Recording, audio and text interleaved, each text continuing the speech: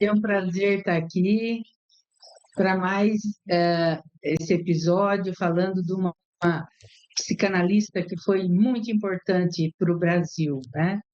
Muito legal falar dela. E falar mais uma vez desses intelectuais negros e negras, pretos e pretas, é uma colega da senhora, mais uma colega, né? Tivemos o colega e agora uma colega, doutora. Sim, e é importante contar a história.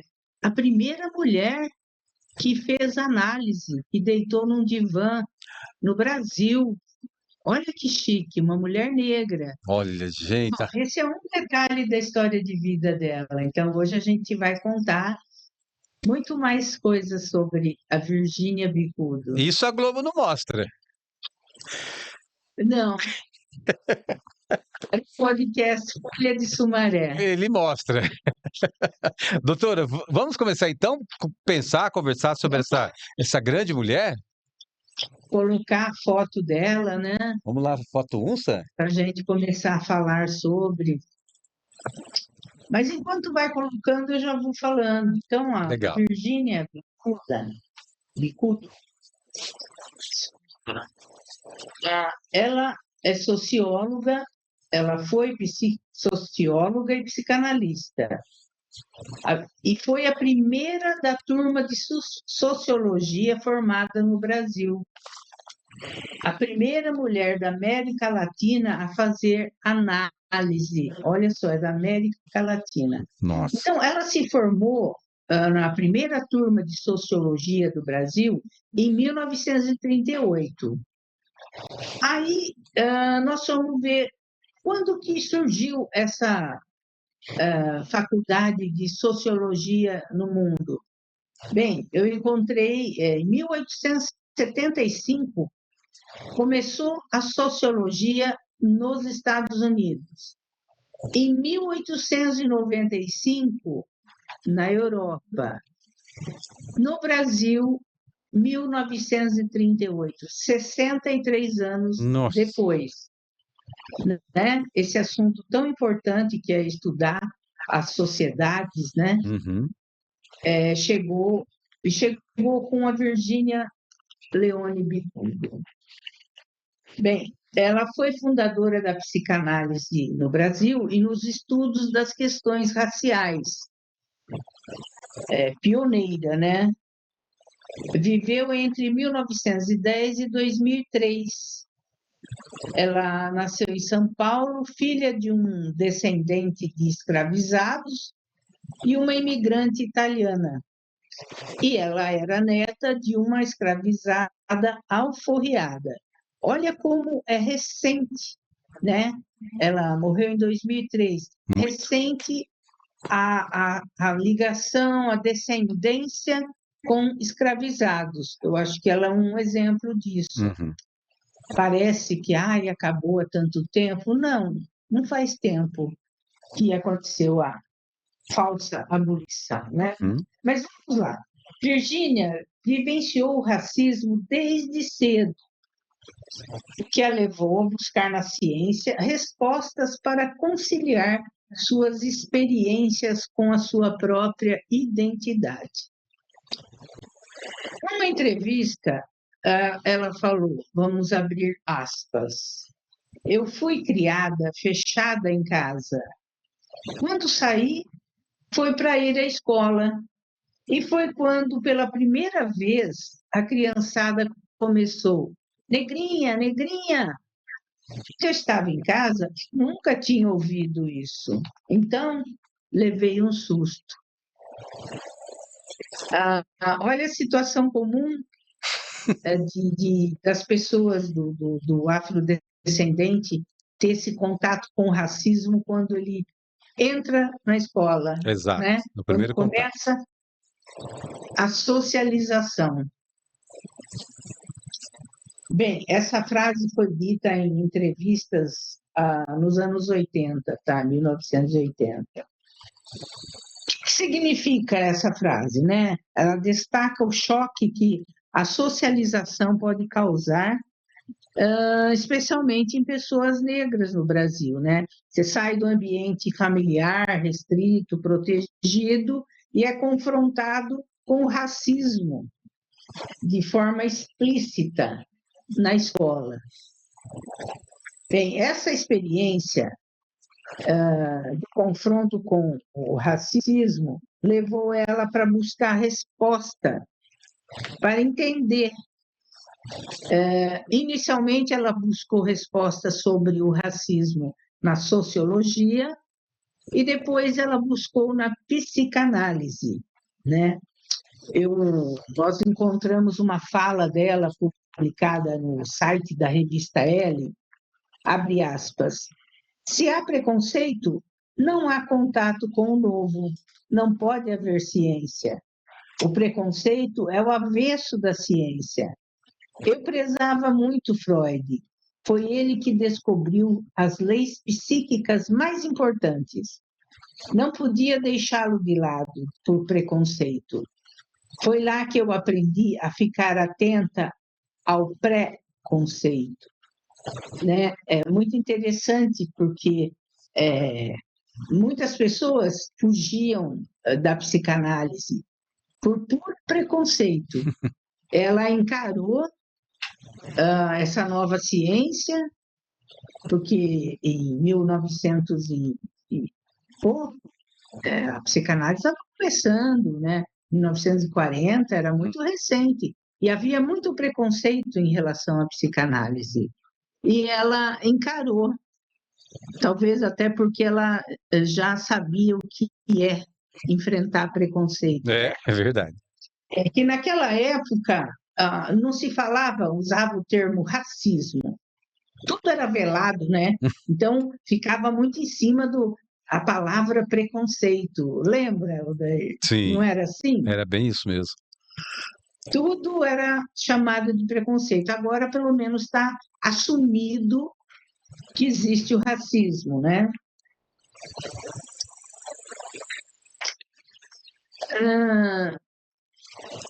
Vamos agora à segunda foto, Vamos que é lá. com você, E, Odair? inclusive, doutora, a gente não, eu demorei para entender, para saber o que significava a palavra preconceito.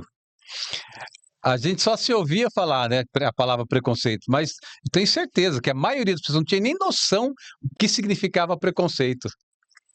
E nessa frase aqui, que eu acabei de ler dela, ela fala pré-conceito. O que é?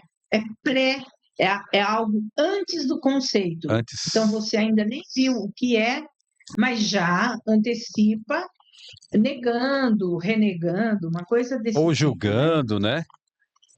O que é pior Isso. ainda, né? Olha essa foto aqui, doutora. Virgínia, ela tá aqui no. Essa foto 2, nessa? Ela tá, cadê? Tá aqui, ela tá aqui no meio, ali, ó.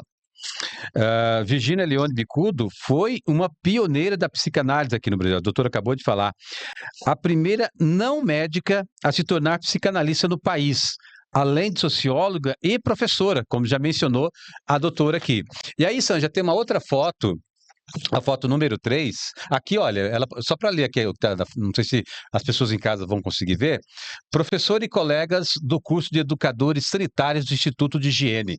Virgínia é a primeira da esquerda para a direita, na primeira fila, de vestido escuro e lenço branco no pescoço. Essa é uma foto de 1932, aqui só citando a fonte, Divisão de Documentação e Pesquisa da História da Psicanálise, aqui, ó, de São Paulo. Então tá ali a Virgínia Leone. Olha aqui, apontando ela ali. Essa aqui, né? Essa aí. Legal.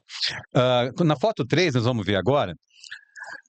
Adelaide Koch, uma psicanalista. É isso mesmo, doutora? Adelaide Koch? É Costa, né? Koch mesmo, né? Uma psicanalista alemã que fugiu do regime nazista, primeira mulher com formação em psicanálise no Brasil. Atendeu Virgínia Bicudo por 5 anos. Então, isso a doutora acabou de falar, que ela foi a primeira mulher a deitar, né, a ser atendida por uma psicanalista e fazer psicanálise no Brasil. Então, foi por meio da Adelaide. Virgínia Bicudo foi... Oi, doutora. É interessante, Odair, porque a psicanálise só tinha chegado no Brasil com o psiquiatra Juliano Moreira, né? mas era limitada ali, no hospital que ele dirigia. Mas não tinha, ninguém ainda se tratava, não tinha pessoas formadas aqui no Brasil. E por conta do nazismo, dessa Adelaide Koch sair da Alemanha para não ser assassinada pelo Hitler, né? Ela chega no Brasil e traz a psicanálise para o Brasil. Uma das pessoas que se beneficiou disso foi a Virginia Bicudo. Acho que isso é uma coisa importante só de destacar. Não, Tá? não pode passar mesmo. E aí, ó, a Adelaide na foto que vocês estão vendo aí na tela. Então, a Virginia Bicudo foi a primeira pessoa a escrever uma tese de mestrado sobre relações raciais no Brasil, lançando o debate sobre o racismo. E é claro, como uma mulher negra, ela, claro, tinha toda, além de estar estudando essa questão, tinha toda, vamos dizer, uma autoridade para falar sobre o assunto, né? Estudou com Melanie... Oi? Não, só isso. Foi em 1945 que a primeira vez que se começou a falar, escrever um documento, uma tese sobre racismo. Só frisar isso. Poucos anos depois da tal da abolição, né? Olha, se quiser tirar essa foto, porque essa é da Adelaide, né, viu, Sam? Da Adelaide. Já fica aqui em mim. Aí. Vou tirar ela. Não, por enquanto não, por enquanto nenhuma. Sem a foto. Então, continuando aqui, gente, ela estudou, a Virginia Bicudo, ela estudou com a Melanie Klein em Londres e teve um papel crucial na disseminação da teoria kleiniana no Brasil após o seu retorno. A Melanie, ela desenvolveu a técnica de usar brinquedos para que as crianças pudessem expressar o seu mundo interno e inconsciente, tornando-se uma ferramenta fundamental para a psicanálise infantil. A senhora quer comentar algo referente a isso, doutora? Olha, quem quiser trabalhar, atender criança, precisa estudar a Melanie Klein. Ela é a figura pioneira no trabalho infantil com criança. Ela desenvolveu essa técnica de usar brinquedo, interpretar as situações na sessão com as crianças. Então, é uma figura central para os psicanalistas de criança, tá? Claro que existem outros teóricos, mas mesmo para ir para os outros teóricos, você tem que passar pela Melanie Klein, conhecer toda a fundamentação teórica que ela criou. Muito bom. Em 1955, a Virginia Bicudo, ela viajou a Londres para aprofundar os seus conhecimentos psicanalíticos. Frequentou o curso do Instituto de Psicanálise da Sociedade Britânica e se especializou em psicanálise da criança. Ela também democratizou o conhecimento psicanalítico através de um programa de rádio. Olha aí a paixão do rádio e o que o rádio pode ajudar a proporcionar, né? Já há quanto tempo? Há quantos anos, né, doutora? Então, tinha esse programa Nosso Mundo Mental, pela rádio Excelsior. Nossa! Ela criou a coluna Nosso Mundo Mental no jornal Folha da Manhã, sendo a primeira vez que a psicanálise era divulgada em um grande jornal brasileiro. Aí, eu quero fazer uma parte, que vamos lá, olha a importância dessa mulher na área da psicanálise. Eu fiz o curso de psicologia e a gente estuda psicanálise dentro do curso de psicologia, né? Nunca ouvi falar na Virginia Bicudo. Ai, meu Deus. Né? Ninguém falou, olha, a primeira mulher que se tratou no Brasil foi a negra Virginia Bicudo. Ou que não falasse que ela era negra, não importa. Sim. Mas falasse dela, da importância. Ela foi a primeira pessoa da América Latina que deitou num divã e passou, se psicanalizou, se tratou. É um dado histórico muito forte, né? Isso. Tinham que aparecer em algum momento, mas não.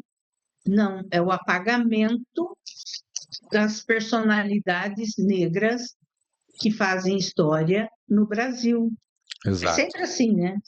Então, e aí, dando continuidade, então imagina, falar numa rádio, escrever no jornal sobre psicanálise, né? Que coisa bacana. Naquela época, em 1950, É isso. E eu li alguma coisa, 1960, doutora, eu li alguma coisa, que assim como outras personalidades negras no Brasil, por muitas vezes ela teve a pele clareada nas revistas, em fotos, para não mostrar que ela era uma profissional, uma psicanalista, alguém de importância que era preta. Então, nos jornais, normalmente, não só ela, como tantos outros, né? Tantas outras personalidades negras que tinham a pele clareada, né? absurdo total, Total. e acontecia, né? E acontecia. Incrível isso, Cita né? Chiquinha Gonzaga, Aleijadinho e entre outros aí que na televisão apareciam como personagens brancos ou com a O pele clara. próprio escritor, né? Nossa, me fugiu o nome. Machado não, porque o Machado também aparece às Machado, vezes branco. ele foi fizeram o branqueamento dele por, sabe, séculos Séculos, demorou para querendo. eu saber que ele era um homem negro. E um escritor lido assim, traduzido no planeta, né? No Então, planeta. são exemplos incríveis do apagamento da personalidade negra no No Brasil. Brasil. Os brasileiros importantes são apagados, Exato. né? Nós temos outra foto aí, que é de quando a Virgínia lança o livro Nosso Mundo Mental. Então, ela fez o programa da Rádio Excelsior, escrevia no jornal, e ela fez um livro desse conteúdo que ela trabalhava, né, naquela época. É uma obra de difusão científica utilizando meios de comunicação de massa. Bom, eu não me lembro de outra pessoa psicanalista, socióloga, que tenha feito um trabalho assim de divulgação, comunicação de massa, né? Uhum. Na década de 60, ela, após 5 anos de estudos na Inglaterra, Virginia Bicudo tornou-se professora e diretora do Instituto de Psicanálise da Sociedade Brasileira de São Paulo e criou ainda o Jornal de Psicanálise. É incrível, né? A criatividade. Virginia Bicudo foi uma das primeiras vozes negras a publicar sobre as relações raciais no Brasil, utilizando a psicanálise para entender e combater o racismo. Agora continua, o Dair vai continuar? Legal. Tem uma foto aí que a gente vai mostrar, gente. Na sua tese Atitudes Raciais entre Pretos e Mulatos em São Paulo, ela demonstrou que o racismo adoece e denunciou que o racismo, olha, 1945, e denunciou que o Brasil não vivia uma democracia racial e sim a desigualdade entre brancos, pretos e mulatos. Por que Eu isso? quero fazer uma observação agora, Pode Dair. fazer, doutora. Desculpa te interromper, mas essa coisa da democracia racial, né? Foi uma coisa que surgiu na década de 40, né? Foi criticada na década de 50 e a Unesco encomendou uma pesquisa para entender paraíso racial que era o Brasil. Né? Nossa, vocês vivem a democracia racial? Vamos investigar para a gente tentar fazer isso, reproduzir no mundo inteiro, né? Que a Unesco é da ONU, né? Um departamento da ONU. Aí descobriram, fizeram a pesquisa e viram que, imagina, existe um racismo aqui, e já sabem disso desde 1950, né? Enfim, eu vi isso hoje, por isso que eu quis acrescentar aqui no nosso roteiro, porque essa ideia de democracia racial nunca aconteceu no Brasil. A coisa do povo brasileiro ser cortês, ser amigável, agradável, foi confundido com não racista. Sim, sim. Essa é a parte. Não, mas é isso mesmo. Inclusive, é o livro Casa Grande Senzala, né, que dá a ideia de que havia essa democracia racial, né? Foi propagado muito por causa do livro também, né? Isso, bem lembrado, Gilberto Freire, né? Ele tentou contribuir com a questão racial no país, mas na verdade ele acabou escondendo o que de fato acontecia, né? Isso, exatamente. Uhum. Então, é interessante que quando vinham estrangeiros para o Brasil com esse mesmo pensamento que o Brasil havia essa democracia racial, pelo que chegava até eles chegavam no Brasil e se deparavam com uma realidade totalmente diferente, onde exatamente as pessoas pretas estavam à margem, estavam nas favelas, nos becos, enfim, nas ruas pedindo esmolas, e aí vai, nas piores condições, né, doutor? E sofrendo o racismo dos brancos. Exato, né? Ou seja, ah, deixa eu ver onde eu estava. Legal. Exemplo do que aconteceu na sua pesquisa. Ela identificou, entre os negros de menor poder aquisitivo, atitudes de maior rejeição na interação com os próprios negros e mulatos quando comparados aos brancos. Entre os negros das camadas. Oi, doutora? Tudo bem, vamos continuar, desculpa. Pode interferir a hora que a senhora quiser. Entre os negros das camadas. Oi? Uhum. Depois eu faço comentário. Legal. Entre os negros das camadas médias, observou que, apesar da ascensão profissional e conquista do diploma de nível superior, eles continuavam a sofrer com as barreiras e os constrangimentos no meio social branco, provocando assim a consciência de cor e a descrença numa possível solidariedade entre brancos e negros. O grupo, composto por mulatos das camadas populares, por sua vez, revelou consciência de cor mais acentuada que os pretos do mesmo extrato social, pois manifestavam atitudes de evitação do conflito com os brancos, receosos de serem considerados negros. Doutora, É, olha aí, é. A evitação do conflito, do né? conflito. Aí a pessoa prefere não assumir, não ter consciência, né, da afrodescendência. Porque era, ainda mais naquela época, né? Hoje já não é fácil, imagine em 1970, 50 anos atrás, era terrível Que não era também. proibido ser racista, que não era proibido cometer atos de violência racista. Isso, ainda não existia lei alguma. Então, as pessoas sofriam muito racismo, né? Que era chamado de preconceito.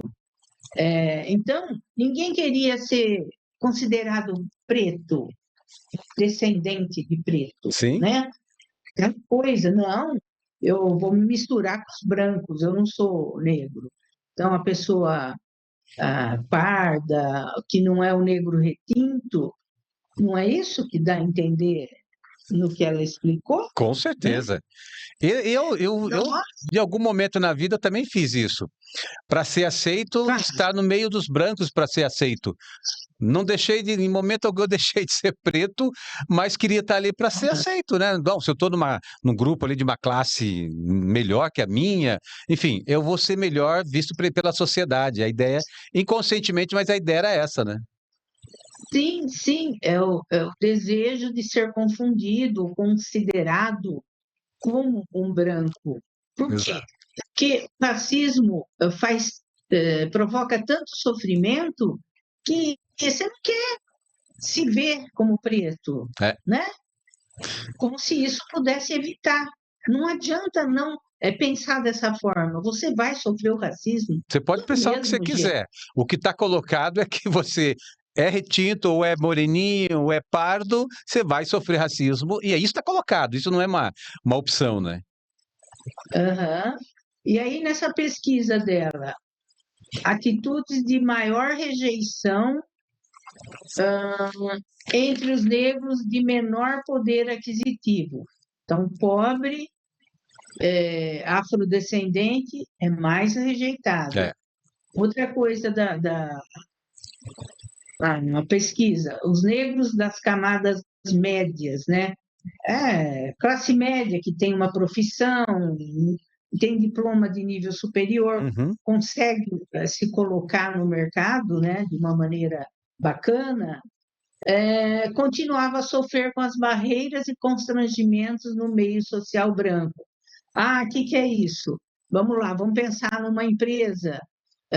Tem lá uma equipe, está trabalhando numa área da empresa, ralando, tal, todo dia, cumprindo horário, sem faltar.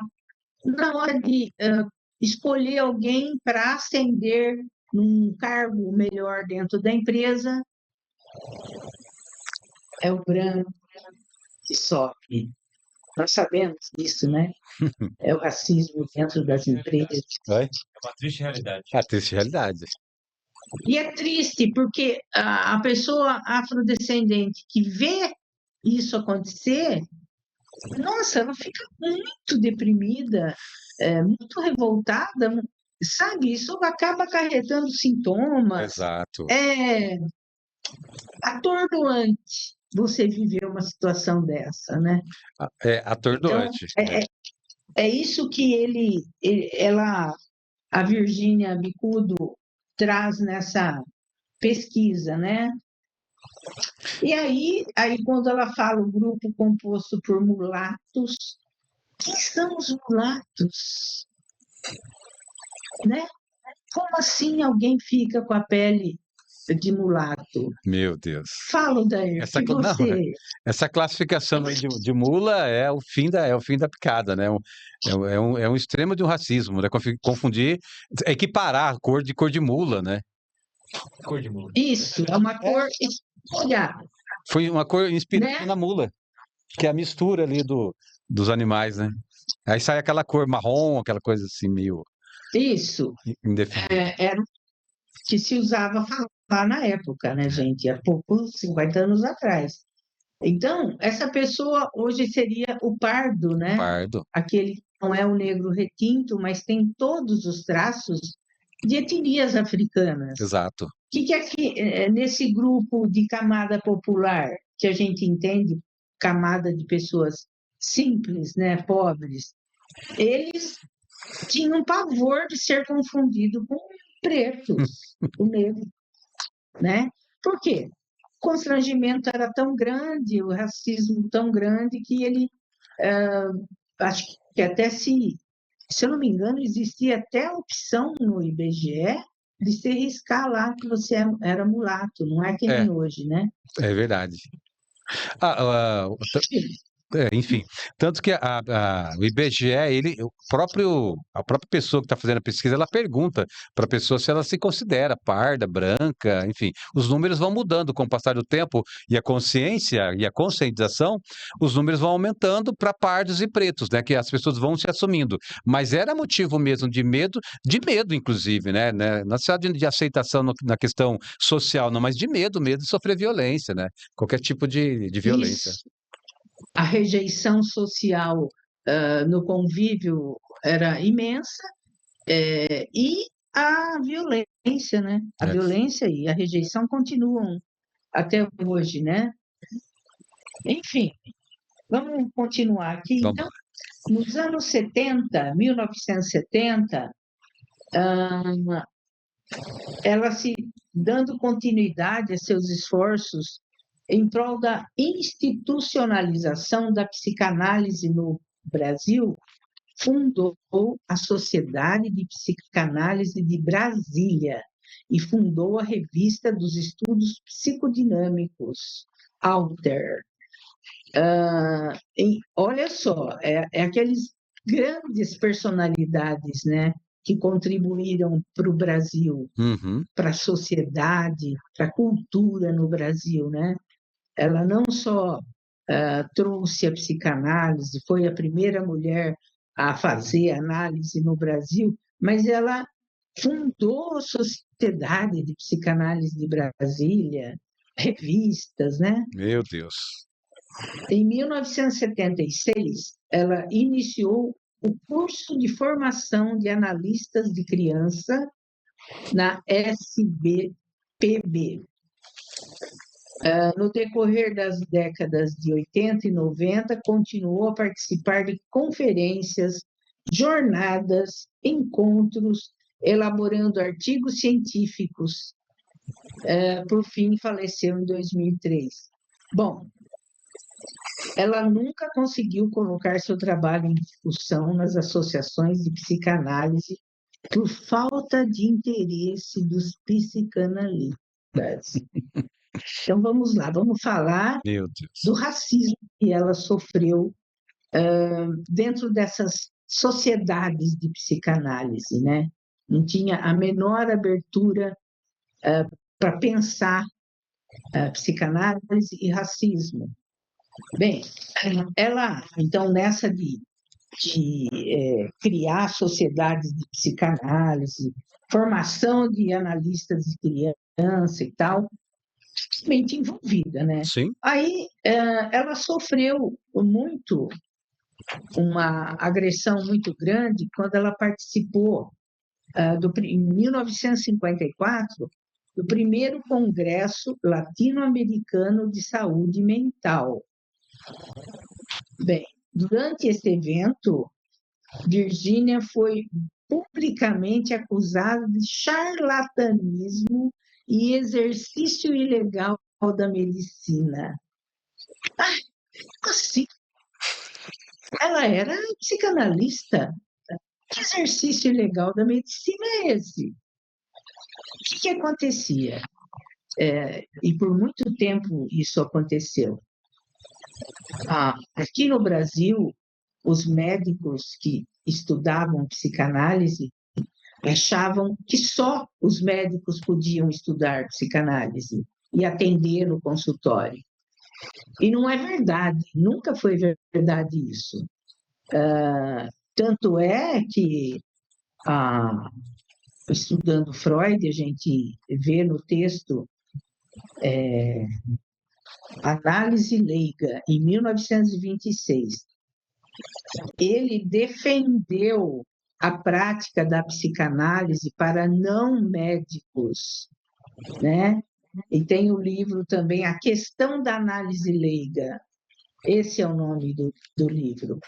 Ali, ele argumenta que a psicanálise não deveria ser considerada uma especialidade médica, mas sim uma ciência própria, baseada na psicologia e no estudo do inconsciente.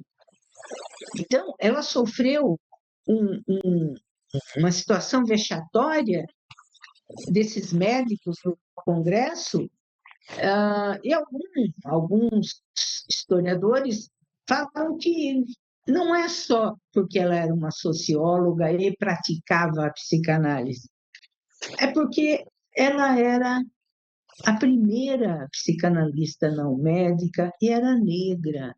Eles se sentiam ameaçados, né? Porque os médicos queriam ter o monopólio do atendimento clínico de psicanálise. Então, foi racismo Escancarado. que ela sofreu. E outra situação que mostra que o Freud não dava exclusividade a médicos é que ele aceitou a própria filha, que não era médica, para fazer parte da primeira sociedade de psicanálise em Viena, né? Então, mas criaram a ideia de que só médico podia ser, né? O que o Freud desde sempre defendeu? Qual é o critério para você ser um psicanalista? A análise pessoal. O psicanalista tem que passar pela psicanálise, ele tem que se psicanalizar. Deitar num divã e falar com um psicanalista, levar suas questões, trabalhar, reconhecer o inconsciente, a maneira como o inconsciente age no próprio psicanalista. Nossa. É só assim que ele vai ter condições de ter uma escuta, né? Outra coisa, outro critério. Então, análise pessoal, supervisão, porque principalmente no começo da clínica, você precisa ter o acompanhamento de um profissional que tem já um conhecimento de mais tempo, para você levar algumas questões que os atendimentos que você está fazendo estão trazendo para você. Uhum. Aí tem o supervisor que vai ajudar a limpar as arestas do que é teu e do que é do paciente. Outro critério, o estudo teórico. Então, se você não ler a obra do Freud, você não está estudando psicanálise. Porque tem uma visão aí de que eu vou ler o fulano que está falando sobre um livro do Freud. Não pode. Bem, você lê esse Pode ler. fulano, mas Mas... leia o livro do Freud, depois você vai ler a leitura que esse teórico fez. Isso foi uma coisa muito importante que eu aprendi estudando psicanálise. Pegar a obra, ler na fonte, discutir com os colegas as dúvidas, porque é um estudo complexo. Enfim, então, análise pessoal, supervisão e estudo teórico. Pronto. Não precisa ser médico, precisa Sim. ter um compromisso ético de seguir essas recomendações, tá? Não precisa da medicina. Aí tem uma outra coisa que tem que a gente encontrou na revista L, no site da revista L, que é importante a gente deixar para os nossos ouvintes, né? Sobre o apagamento das pessoas negras que são especiais, que têm destaque, que trouxeram cultura para o Brasil, Sim. como a Virgínia Bicudo, né? Uhum. A única razão pela qual esses legados importantes continuem sendo varridos para debaixo do tapete da história dos saberes brasileiros é o racismo, a desumanização, o preconceito, a vontade autoritária de manter uma hegemonia a serviço da satisfação de vaidades nada produtivas, né? Até para isso a Virgínia serviu de exemplo, para mostrar como se dá essa desumanização, preconceito, racismo, para manter só uma determinada camada de cor de pele branca acima. É isso aí. Esse podcast, a proposta é isso, é mostrar isso, né, doutora? É mostrar essas personalidades, essas pessoas que tanto contribuíram para a formação da sociedade brasileira, que foram, mais uma vez falando, foram apagados. Teve a tentativa, aliás, foram mantidas apagadas até que alguém venha e fale sobre elas, né? Isso. Alguém, por exemplo, o Movimento Negro Unificado, Uhum. que tem divulgado muito sobre a vida de personalidades negras importantes da cultura brasileira.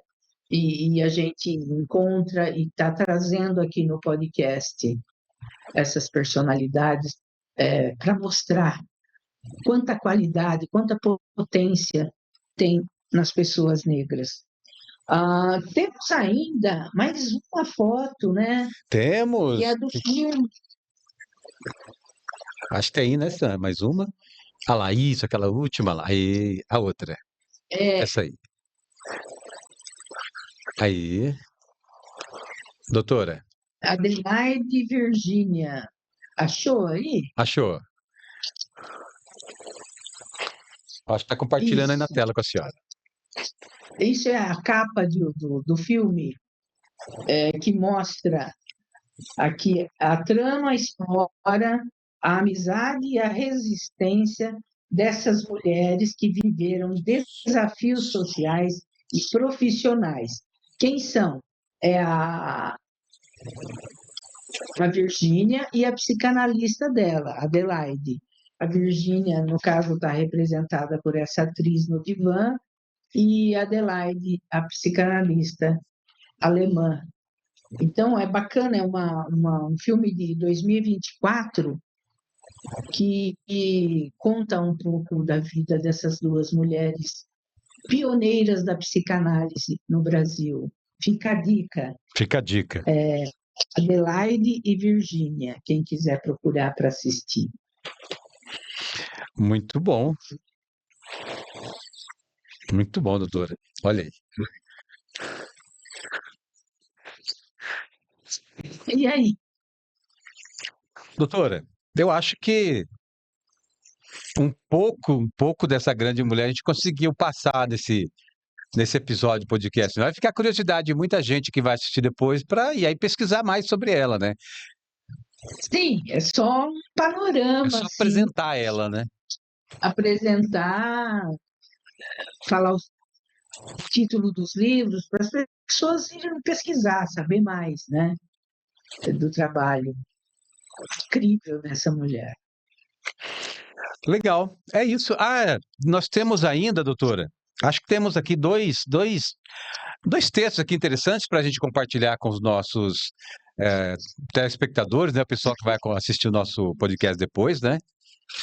Sim, Eu vou ler aqui uma frase que eu acho que de quem já teve acesso, e eu acho que o mundo inteiro já conhece essa frase, porque desse grande homem que foi Nelson Mandela, Nobel da Paz, enfim, um homem que ficou preso mais de 20 anos, 27 anos, pelo menos preso, né? E aí ele, ainda pela luta para acabar com o apartheid na África do Sul, deixou, além de um exemplo de vida, deixou pensamentos e frases para gente. E ele disse assim, uma das frases marcantes dele, né? Ninguém nasce odiando outra pessoa pela cor da sua pele, por sua origem ou ainda por sua religião. Para odiar as pessoas, precisam aprender. E se podem aprender a odiar, elas podem ser ensinadas a amar. Doutora, essa frase ela é destruidora assim de qualquer racismo, preconceito, qualquer preconceito. é, é, é possível ensinar a amar. É maravilhoso, incrível. E se tem uma coisa que a gente não ouve falar, mídia geral, vídeos, tanto vídeos que falam de racismo, enfim, não se fala de amor, né? A única pessoa que eu vi falando de psicanálise e racismo é a Isildinha Batista Nogueira, foi a profissional que eu vi falando de amor. Enfim, ah, só um comentário sobre, então, essa frase. O que ele destaca? Que o racismo é algo aprendido. Portanto, a sociedade pode ser educada para o amor e a igualdade, né? Lembrando que a bondade humana pode ser cultivada. Bom, é um pouco do que a gente tenta fazer aqui no podcast, né? Trazer o racismo, explicar que ele foi aprendido pela história que a gente viveu no Brasil, dos tempos de humilhação, de dor e sofrimento de pessoas que foram tiradas à força da África para terem que viver e trabalhar aqui, sofrendo tudo que a gente já sabe, né? Que a escola não mostra o quanto esse povo é valoroso, é rico de conhecimentos. Quando a gente entrar na história da África, nós vamos poder passar para os ouvintes toda essa riqueza, né? Enfim, a gente pode educar para o amor, para a igualdade, né? E para a pessoa aprender a ser antirracista. Antirracista. Eu acredito, pegando essa frase dele aqui, doutor, quando ele fala que seja pela cor da pele, né? Ela é odiada pela cor da pele, pela origem ou pela religião. Nós vamos falar, e óbvio, ele lutou contra o apartheid e tentou promover a paz a partir do seu exemplo pelo mundo. Nós temos, eu acredito que a gente esteja nesse caminho, né, não é nem nesse caminho, mas dando uma contribuição com esses episódios, com o podcast Afroconsciente, que é exatamente indo ao encontro da Lei 10.639, que fala exatamente disso, quando fala que é o ensino da história da África, da cultura africana e da cultura afro-brasileira, que a gente consegue, a partir desse estudo, já nos primeiros anos de alfabetização lá na escola, conhecer a origem do povo negro, conhecer a religião do povo negro, ou seja, conhecer toda essa cultura, e aí a gente aprende a trocar o ódio pelo amor. Só consegue fazer isso a partir do conhecimento, de uma forma, vamos dizer, doutora, para corrigir, para se conscientizar, para crescer gerações melhores sem o preconceito, ou pelo menos um preconceito menor, né? Sim, e é importante lembrar que o conhecimento da história da África para os alunos brancos e negros, brancos e afrodescendentes. Exato. Então, é importante também para o branco saber que o colega dele ali do lado, que é afrodescendente, ele é descendente de uma história, de um continente, uma história riquíssima. Então, também atinge a consciência do branco, que tira aquele estigma. Esse é negro, o negro já associa com senzala, com inferioridade. Sim. Desumanidade. Então, você é afrodescendente, é menos humano que eu. Não. Aí você começa a estudar e vai, nossa, quanta riqueza sempre teve na África. Comercializavam com gente de todos os lados do mundo, né? Era muita coisa. Então você vai aprendendo isso e fala, então a África não é aquele país, não é um país, a África já começa aí, né? É um continente com 54 países, cada um com a sua riqueza. Aí, quando você entra na história de cada país, você fica encantado de ver a produção, o modo de vida que eles tinham. Então, a África também, depois que começou o processo de escravização e a colonização da África, né? Então, isso empobreceu muitos países, porque eles foram explorados por países da Europa. Então, aqui, o que chegava de imagem? Agora eu estou falando de mim como jovem. Quando eu era jovem, chegava só miséria, fome. Sim. Como se a África não tivesse tido ou tem riqueza até hoje, né? Isso sempre foi escondido. E sem contar que os livros só traziam pessoas acorrentadas, pessoas pretas acorrentadas, sendo chicoteadas, trabalhando no serviço pesado ali. As imagens que a gente tinha de pessoas pretas eram sempre nessas condições. A gente ia na escola, a pessoa branca ia na escola, em casa já aprendia que era assim, né? Não existia necessidade de falar, olha, preto é aqui, você é aqui. Não precisava, era o modelo da época, né? Então, não tinha que o pai alfabetizar ou educar o filho para ser racista, né? Já era uma condição, né, na verdade, né? Isso, olha aqui no livro. E o próprio negro também, automaticamente era... Você é o branco, tá com o chicote na mão. É isso, Quem que é o outro, o não branco, todos os não brancos estão submissos, exato. né?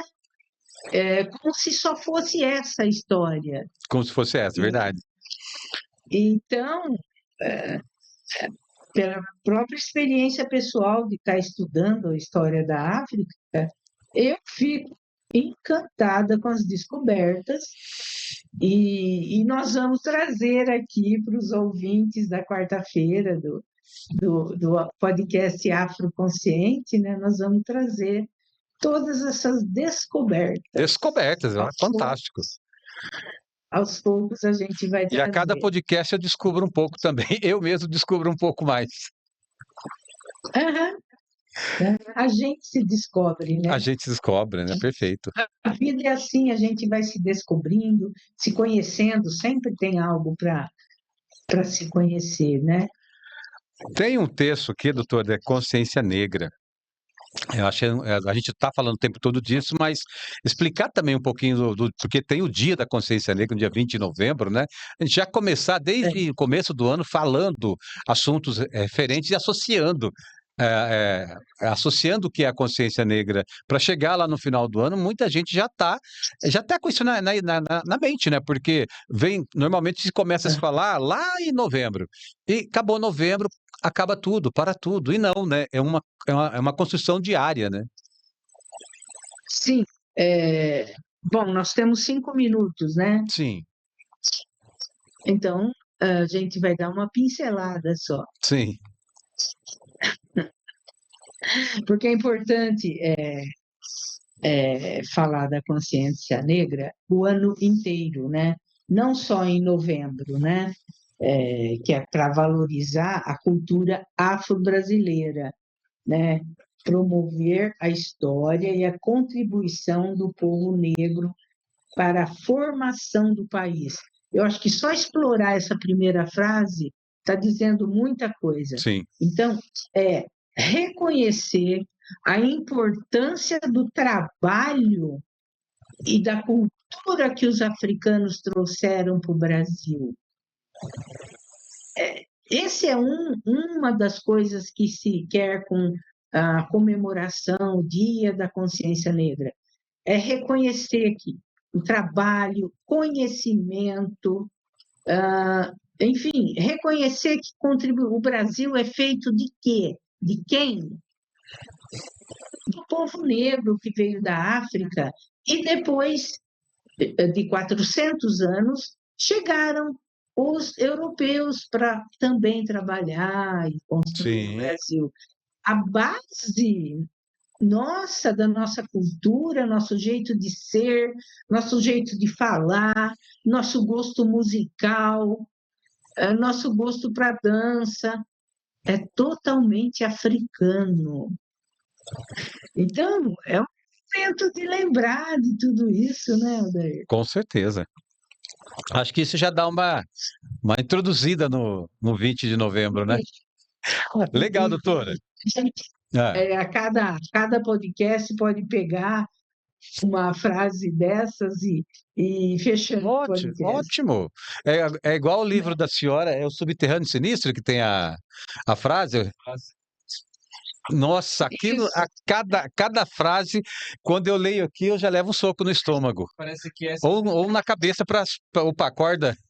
parece que é sempre é como se fosse indicado para um convidado que vem, né? É verdade, Sempre assim. tem isso também. É que serve para todo mundo, né, doutora? Sim. E E por a gente compartilha a frase aqui, né? Então o pessoal, poxa, essa foi para mim. O Sam fala, essa foi para mim. bacana, porque o objetivo é levantar uma reflexão filosófica, que é a reflexão sobre a vida, o viver. Está funcionando, né? Eu Perfeitamente. fico feliz de saber. Comigo funciona toda vez.